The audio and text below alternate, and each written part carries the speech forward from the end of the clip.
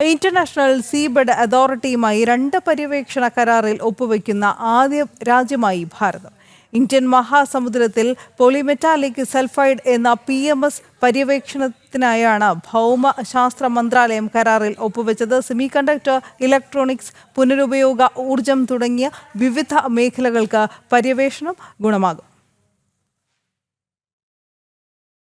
Indian മഹാസമുദ്രത്തിലെ Carlsberg റിഡ്ജിലെ 10,000 ചതുരശ്ര kilometre പരിധിയിലാകും പര്യവേഷണം നടത്തുകയെന്ന് ഭൗമശാസ്ത്ര മന്ത്രാലയം വ്യക്തമാക്കി. 15 വർഷത്തേക്കാണ് കരാർ. ഇതോടെ PMS പര്യവേഷണത്തിനായി ISAയുമായി 2 കരാറുകളിൽ ഒപ്പുവയ്ക്കുന്ന ലോകത്തിലെ ആദ്യത്തെ രാജ്യമായി ഭാരതം മാറി.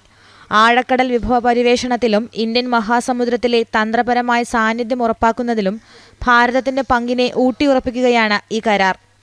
സമുദ്ര അടിത്തട്ടിൽ രൂപപ്പെടുന്ന ധാതുവാണ് പോളിമെറ്റാലിക് സൾഫൈഡ്. സ്വർണം, വെള്ളി, പ്ലാറ്റിനം, ഇരുമ്പ്, ചെമ്പ്, സിങ്ക് തുടങ്ങിയ വിലയേറിയ ലോഹങ്ങൾ ഇതിൽ അടങ്ങിയിട്ടുണ്ട്. പ്രധാനമന്ത്രി ആരംഭിച്ച ഡീപ് ഓഷ്യൻ മിഷൻ സാക്ഷാത്കരിക്കുന്നതിനുള്ള ഒരു സുപ്രധാന ചുവടുവയ്പ്പാണ് പുതിയ കരാർ. ന്യൂസ് ഡെസ്ക്, ജനം.